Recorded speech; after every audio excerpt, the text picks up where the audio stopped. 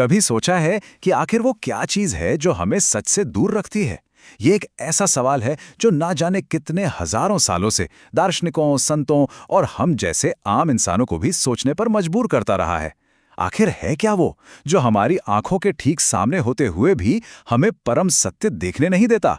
चलिए आज इसी में थोड़ा और गहरे उतरते हैं। हमारी आज की ये जो खोज है वो मंगलम पर आधारित है। मंगलम का मतलब होता है शुभ। तो ये शीर्षक ही अपने आप में एक वादा करता है, एक गहरी यात्रा का, उस परम सत्य के ज्ञान की ओर जो सबसे शुभ माना गया है। जिन श्लोकों की हम बात करेंगे वे उपनिषदों से लिए गए हैं। अब ये उपनिषद क्या है? ये वो प्राचीन ग्रंथ हैं जो असल में एक गाइड की तरह हैं और खुद के असली स्वरूप को समझने में मदद करते हैं। ये अस्तित्व के सबसे बड़ा सवालों के जवाब देने की एक कोशिश है। तो ठीक है, अपनी खोज शुरू करते हैं। सबसे पहला और बड़ा सवाल, सत्य की इस राह में सबसे बड़ी रुकावट क्या है?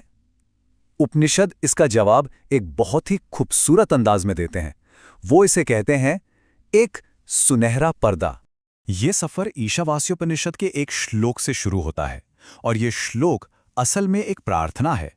एक ऐसी प्रार्थना जिसमें ऋषि सूर्यदेव से गुजारिश कर रहे हैं कि वो उस सुनहरे पर्दे को हटा दें जिसने परम सत्य के चेहरे को ढका हुआ है। इस प्रार्थना के बिल्कुल केंद्र में एक संस्कृत का वाक्यांश है, हिरण्मयेन पात्रेण। इसका अगर सीधा सीधा मतलब निकालें तो वो है एक सुनहरे बर्तन के द्वारा। लेकिन जैसा हम आगे देखेंगे इसका असली मतलब कहीं कहीं ज्यादा गहरा है। और यहां इस रूपक का असली मतलब सामने आता है।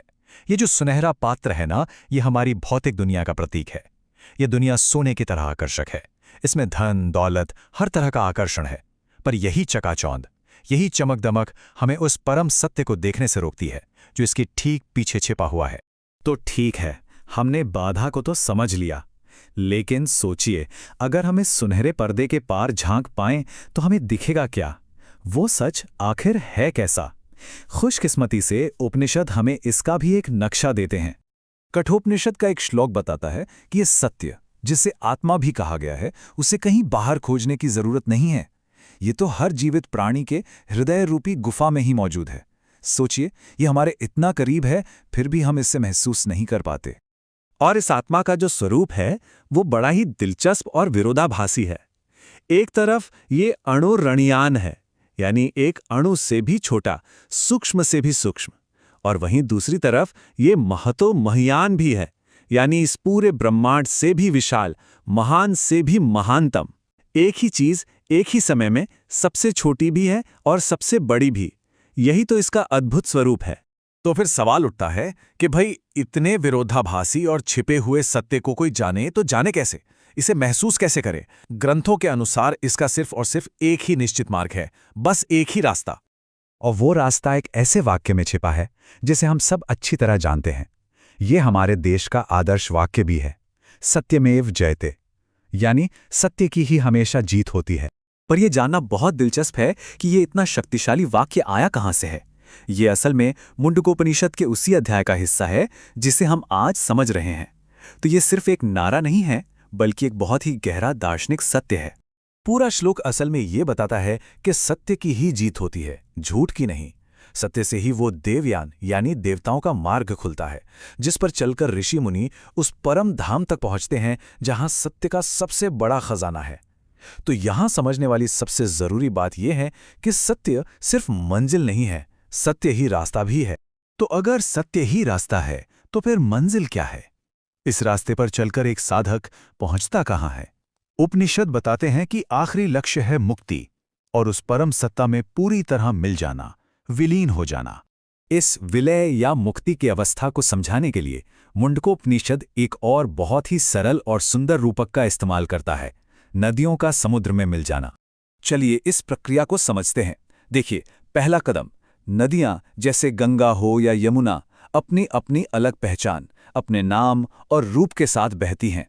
दूसरा कदम, वे सब एक ही मंजिल यानी समुद्र की ओर यात्रा करती हैं और आखिर में जब वे समुद्र में मिलती हैं तो उनका अलग नाम, उनका अलग रूप सब खत्म हो जाता है। वे बस समुद्र बन जाती हैं। बिल्कुल इसी तरह जब एक ज्ञानी इंसान सत्य को जान लेता है तो वो अपने नाम और रूप यानी अपनी जो व्यक्तिगत पहचान है उससे आज़ाद हो जाता है और उस परम दिव्य सत्ता के साथ एक हो जाता है। फिर वो उससे अलग नहीं रहता। अब ये सारा ज्ञान हजारों साल पुराना है, तो सवाल ये उठता है कि आज की इस भागदौड़ भरी जिंदगी में इसका क्या मतलब है। चलिए इस आखिरी हिस्से में देखते हैं कि ये प्राचीन ज्ञान हमें आज क्या रास्ता दिखाता है। श्वेताश्वतरोपनिषद का आखिरी श्लोक एक बहुत ही शक्तिशाली घोषणा के साथ इस पूरी चर्चा का सार बताता है। ऋषि कहते हैं, मैं उस महान सत्ता को जानता हूं जो अंधकार से परे, सूर्य के समान तेजस्वी है। सिर्फ और सिर्फ उसी को जानकर मृत्यु को पार किया जा सकता है। इसके अलावा कोई दूसरा रास्ता नहीं है। तो इसका निचोड़ ये है कि इन प्राचीन ग्रंथों के मुताबिक मुक्ति या अमरता का रास्ता किसी कर्मकांड, पूजा पाठ या सिर्फ अच्छे कामों से नहीं मिलता। ये तो सिर्फ उस परम सत्य के सीधे ज्ञान और उसकी अपनी अनुभूति से ही संभव है। मतलब ज्ञान ही एकमात्र मार्ग है। तो हमने ये यात्रा एक सवाल से शुरू की थी, सत्य को क्या छुपाता है, और हमें जवाब मिला, एक सुनहरा पर्दा।